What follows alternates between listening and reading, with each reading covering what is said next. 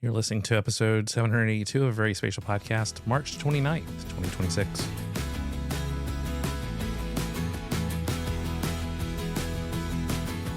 Hello and welcome to our VerySpatial Podcast. I'm Jesse. I'm Sue.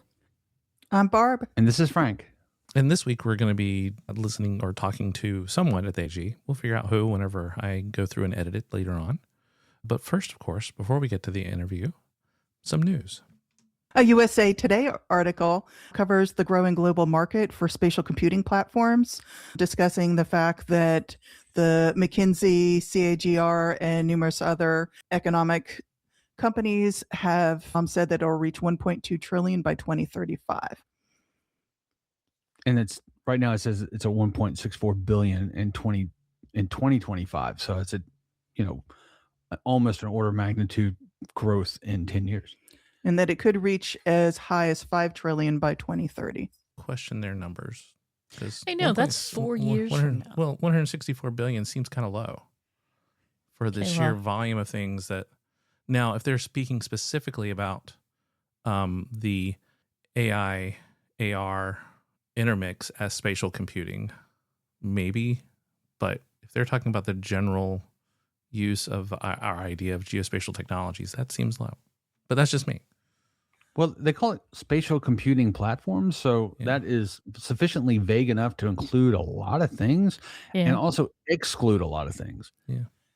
They seem to be talking a lot more about 3D models because they talk about LiDAR and mixed reality. So it might just be including what they consider to be, spatial computing as 3D space.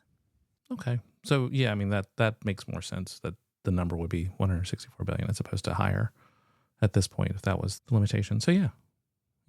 So more of the emerging aspects of that. Maybe we call it reality capture sometimes in more of our conversations. Or, one-to-one geography type of thing. Human scale, if you will. Yeah, they start out talking about, Apple, the mixed reality headset from 2024. So, this possibly is just augmented reality, virtual reality. But it's interesting because they say it's really hard to capture and explain what all this is, which just makes me feel better since we all have a hard time explaining that. And the financial people can't do any better. Well, and I think this is the third go around to come back to these areas as the next big advancement platform. So I think 3 is low. You think there is low too? So I'm trying to think of the sine wave. Because the first one we talk about as that, I think we counted it out one time. Maybe we're on the 5 or 6. I don't know. Yeah. We'd have to go back and listen to old podcasts or start the numbers again. Localized spatial autocorrelation type of concepts, just in the localized temporal zone. So what you're saying is that recently, this is the third recent reiteration. Yeah. I mean, I think that you can talk about big bumps and then fizzing out for a bit, and then big bumps and fizzing out for a bit. But the interesting thing to me is that as computing is also doing this somewhat, is that the bumps are getting closer and closer together, which would suggest we're building towards something significant and more broadly applicable. I mean, I guess you could do sort of the same thing with, like location-based services. Look at that in a similar way. I think it's going to be, now that we have the AR glasses out there, we're, just a couple of iterations before we get the equivalent of, the Maps app. When you look at like the new iPhone, the like stupid thin one that they have out now, you look at what the computing power they can shove into that little box. If you just get rid of the phone part, right? I mean, it's so tiny. You really can see how that it wouldn't be that hard to make glasses that are everyday wear comfortable. And, since... Well, I guess I'm the only one wearing them right now, but I'm wearing a pair of smart glasses and they're just normal glasses. Yes, you need a little bit more compute for getting to this point, but right now I can already, at least through my phone, talk to an AI or take pictures, or what I usually do is just listen to audio, but it's already there. And we do have the first round of those. So yeah, we'll see how it goes. A recent article in Earth, Atmospheric and Planetary Sciences has used SWOT, the Surface Water and Ocean Topography method, to identify rogue waves and the topography of rogue waves, which until this study were thought to be a sailor myth. about giant waves that could spring from nowhere in the ocean to destroy ships. It's really exciting. I've, learning about the ocean's topography more and more from studies like this that they're able to do because of, the use of satellites and looking at risk coastlines and things like that. I've been trying to look to see the team that put it together here. And they're looking at using it to find lost ships in the Antarctic. So let me see. Well, I mean, the interesting thing here is the sailor myth is that these rogue super waves have just come out of nowhere. And by that was like 100-foot wave, and we just take out a ship. And it is kind of cool that they now can say, yeah, that actually happened, that we can observe it with scientific data, that a wave this big just arose. And they talk about it in terms of the, basically a bell curve is what's the probability. It's really low, but it's not zero. Yeah, these aren't small studies. They cite another study that took 18 years, published in scientific reports, where they used high-frequency laser measurements in the North Sea to determine the rogue waves, taking half-hour snapshots of ocean activity, 27,000 of them. This teases at, I think, a bigger, I'll say a bigger issue, that, the common trite phrase is the plural of data. Anecdote isn't the plural of data, right? But sometimes it is. So it's not the plural of data, but it is a good indicator to say maybe we should look harder, use more robust methods, and that has power in its own right. So I think when we're doing science, that just because somebody said a thing, we shouldn't discount it automatically. If there is experiential evidence, then okay, well, let's see if we can figure out if it's true or not. And if it is, then start to figure out some of the processes that may have happened. Obviously, there's some things that people can say, a little fairy landed on my head. Okay, maybe not that, but there are things out there that we haven't accounted for yet, but it doesn't mean people haven't experienced it yet. So I've never been one for, and I will say this is kind of as a little kind of ending this, I've never been one for getting out on the water. And one of the things about the ocean that always freaked me out is if I couldn't see the shore. So I've never enjoyed boating or anything like that, and only have done ferry rides a couple of times. Cruise is not. I'm thinking about the SWAT mission, and one of the things I didn't notice is what even is the resolution. So how big must these waves or swells have to be to show up on some of the satellites that we generally use for this kind of analysis? Because they aren't our super high resolution satellites. They're satellites that would be medium or even lower resolution. And so if that data is showing up and leaving a signature, yikes. That is even more terrifying, and you will never find me out taking the ocean liner if that service even exists anymore. Well, we have 20.3 meters as the height that they were talking about. So that'd be the vertical, though. Really, but I think they're you getting have down to be to able sub-meter. to see it. Yeah. I think you have to be able to see it. Your horizontal is going to not be that different from your vertical. In fact, vertical tends to be lower resolution. So the fact that they're down to sub-meter. Well, there you go. Sounds impressive still. In the vertical. There you go. But let's see. 20 meters is what? 60, 70 feet? It's pretty high. Well, I mean, here's the thing is, okay, there's the article that we linked to in the show notes, but then you go to the article, the journal article about this, and I'm not really sure it talks about this. I was looking at it, but it doesn't really talk about rogue waves.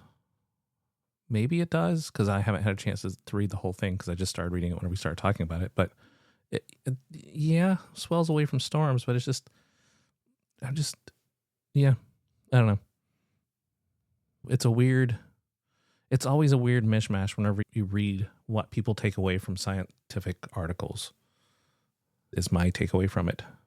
That, they pick out, we all do it. Even whenever we're referencing in another article that's talking about it, we cherry pick the little piece that supports what we wanted to say. And you're just like, whenever you go back and read the whole thing, you're like, yeah, I guess it kind of says that, but implicitly in some cases. So yeah, that was it. Sorry. And that's it for the news.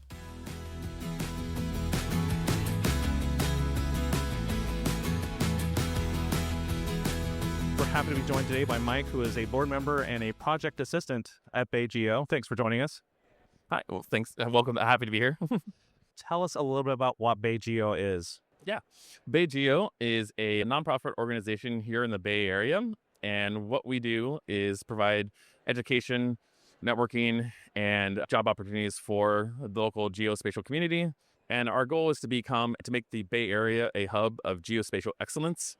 And so we do that by providing workshops, opportunities, events, learning opportunities, and also providing opportunities to cities and counties and corporations to educate their staff on how to use GIS, and if it's not in their day-to-day workflow, to get familiar with it and access it. Yeah. So Now, of course, you have a lot of companies that have come out of the Bay Area and ones that are using Geo, but there's always new companies coming around that are focusing on everything from the computer science end of things all the way to the natural environmental resource side of things. So how do you address some of those call outs whenever you get people who are interested in understanding how they should be doing it once they start playing around with it? yeah, but generally I know from just thinking about the way we do it with the city of San Francisco is by getting people who are around or might be able to access the geospatial information from their in-house GIS teams, is basically finding out ways to access it, move around and fiddle with it within like ArcGIS, and then potentially how to create useful products or tailor it to their needs of their department. So if they're knowing that I'd like to be able to produce this output on my own or without having to go to the GIS team, we kind of try to teach them that. Now, on your table, you do also have a notification that you are authorized to provide QGIS training. Tell us a little bit about what you guys offer in that area. Yeah, so that's a new Cameron is the one who kind of spearheaded that over the summer. He's one of our two guys leading our workshop department and education side of things, him and Rick. And Rick's over at San Jose State University. And so what we do is Cam got us certified through QGIS to be a certified instructor. And so we provide 2 workshops, intro to QGIS and intermediate QGIS. And by completing both of those, you'll be able to get a official certificate from the QGIS organization. Which, of course, is used for a lot of the nonprofits and things that are in the Bay Area taking advantage of this. Exactly. It's a great entry point for people as being a free software for them to kind of fiddle around with it, see if they like it, figure out how GIS works and can work for them. And, of course, the most important part of any conversation is it's about community, right? Oh, yeah. That's what brings an organization like BayGeo together. So can you talk a little bit about how you build out the community and interact with them? Yeah, definitely.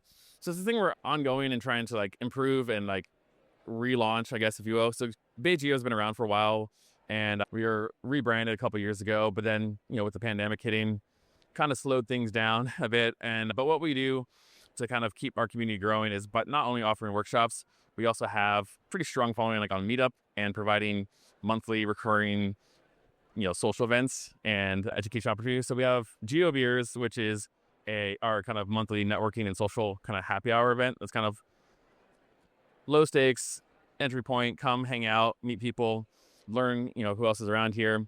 Then we also do kind of a one called Geo Beers Plus, where we kind of incorporate other things, generally try to do a targeted topic, have a presentation or a learning opportunity, or do something more fun like trivia.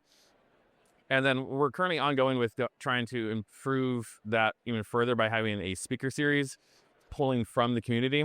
So we've done a few polls throughout our kind of monthly newsletters of hey, if you're interested in talking about one of your products or side things and want to teach people about something that you're passionate about and working on, let us know. And so once we get, we try to get 3 or 4 people in one of those sessions and then kind of have it.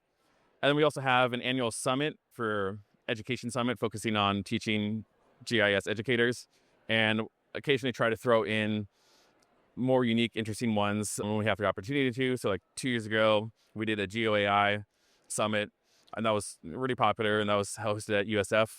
And so. So if people want to find out more, is there somewhere online that they can go to find out more? Yeah. We're at baygeo.org, and we're also on LinkedIn, BayGeo. There you can find kind of latest events, news, workshops. Reach out to us if you want to learn more about how to interact, or if you want some trainings and things like that with your own organization or community. And thank you very much. Awesome.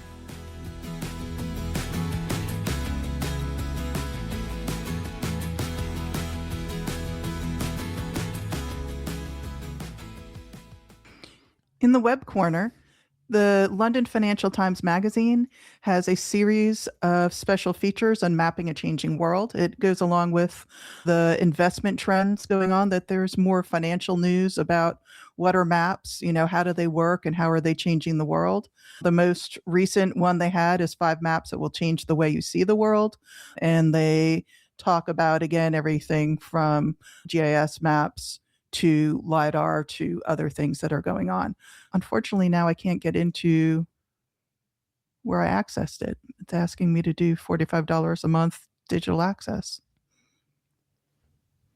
So, yeah, if you have access to the Financial Times, go out, check it out. If not, then you can go to the front page and see what articles they have generated. So, yeah. And I think it's available if you subscribe to other. See if you have access to it, because I think if you have the Apple News subscription, you get access to it too. Yeah, and most likely you can check with your local library. You might have access through them. Yeah.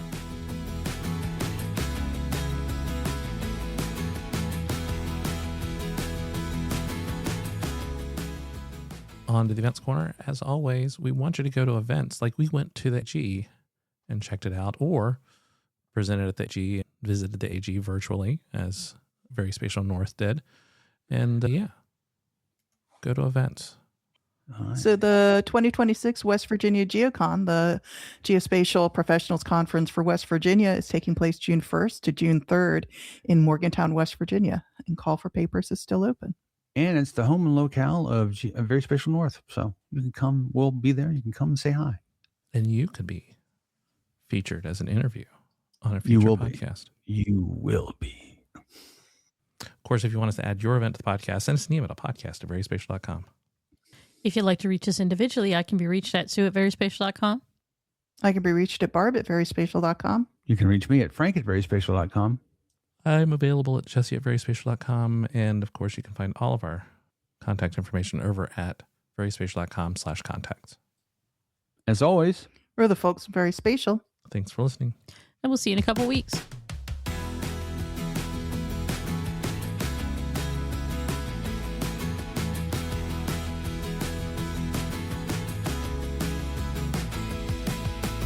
I've been searching for the reason things don't stay the same. The same walls of backs around in Chicago. Never had a doubt, and now it's like nobody knows the way it feels, the way it feels, the way it feels, like I do, the way it feels, the way it feels, the way it feels, like I do. Driving 115 on back roads, we backed when we were young love.